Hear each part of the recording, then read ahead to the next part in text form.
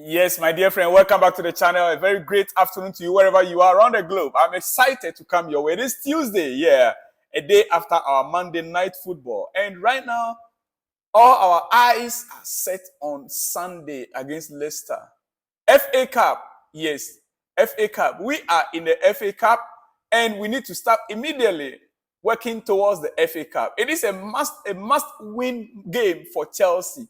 Chelsea must win that game against Leicester. We will have to work harder. Remember, Leicester, they are in the championship, and all these championship teams, they can embarrass you. So Chelsea must work harder.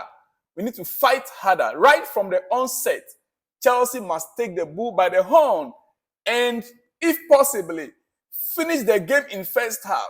For once, let's work towards getting a clean sheet. Dear friend, this is Salon's blog. Once again, you are highly, highly welcome. Well, our coach has spoken yesterday at length, but I want to give you a few excerpts. And the consequent ones, I'll still be giving you more of what the coach has to say. And I'll also give our game statistics, yes, in this very episode. I'll give you the statistics, how the game went. But quickly, Pochettino, he said, if you compare the past where you are in a different project, people need to understand. I try to explain. I talk, I move my mouth, but you don't hear. You don't hear. You, the media, you, the fans, you don't hear. I move my mouth, I talk, but you don't hear. My goodness. The coach is still letting us understand that this is a different project. That we should not be comparing this project to the past project. This project, they are not meant to win right now. They are building for the future. Maybe 3, 4, 5 years. But this is a football club, my dear friend. That is why I asked you yesterday, Pochettino, shut up if you have nothing to say.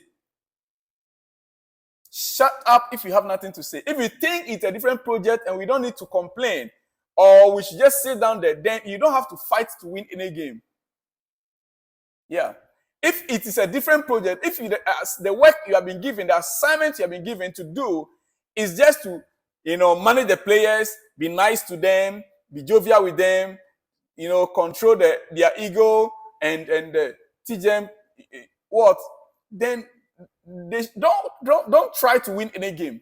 And you see, you saw Egbali, Todbole, and Wiss all at the stadium last night. Yeah. All three were at the stadium last night. Yes. You should just be, thank God you won the game. Thank God you won it 3-2. You were just lucky. Yeah. You were just lucky. But in any case, we will take it like that. It's a football. Mauricio Pochettino once again, it's a football. Sometimes you enjoy and sometimes you suffer. We played a very good team with amazing players. It was really tough. We made the victory.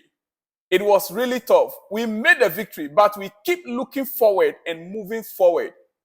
The most important thing, or the most important, is the 3 points. The most important is the 3 points. It is important for offensive players. It is important for offensive players to do what? Let me tell that again.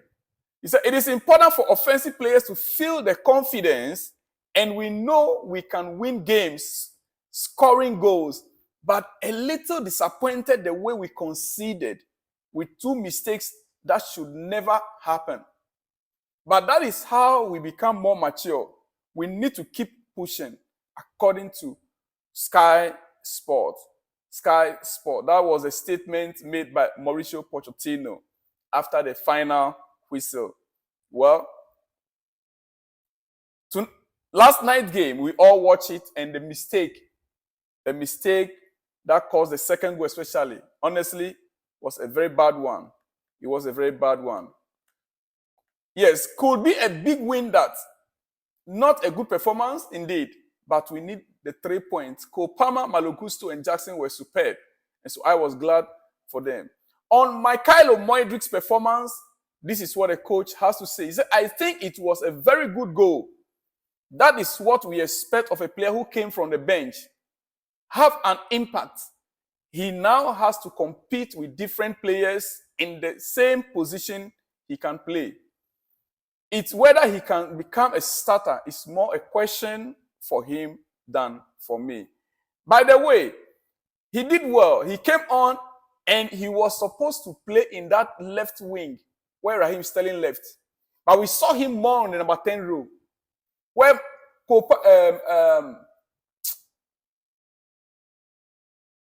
Conor Gallagher actually had to shift to the right wing, to the left side of defense to help out Cucurella.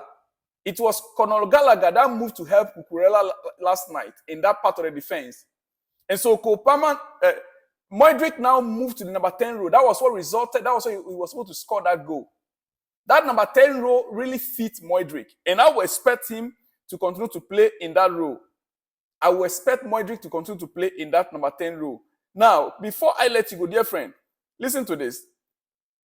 Yeah, like I said, Conor Gallagher had moved in to help Cucurella on being 2-1-2 down.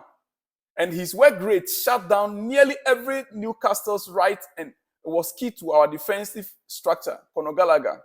Yeah. Now, this is the issue. Michael Mudryk came on and he scored a goal.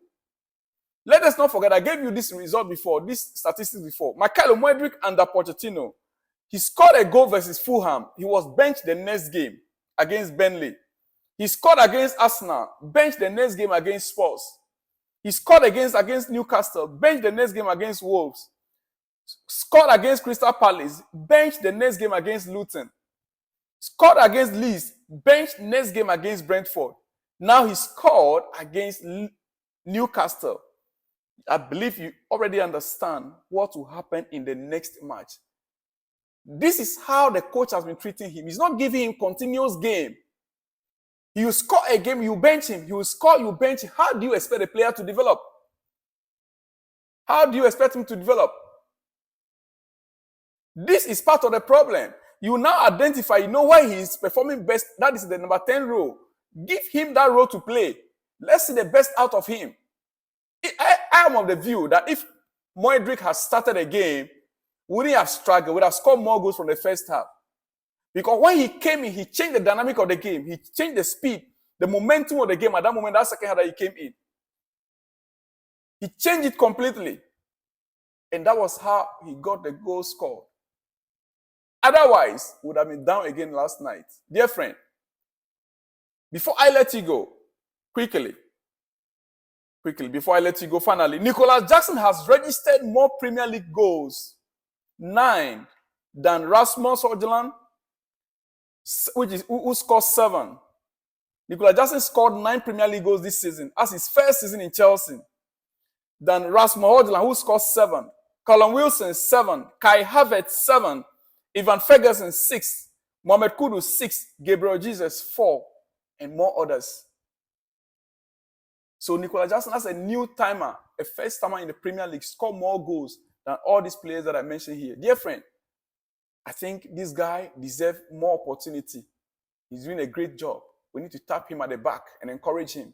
Jackson, even after the AFCON especially, he's been delivering. Well, let me not waste much of your time. I still have the statistics to give you, but I think let me reserve that for my next one. In my next video, I'll give you the match statistics. Watch out for that. I'll see you in the next one when you see me, dear friend. Shalom and peace.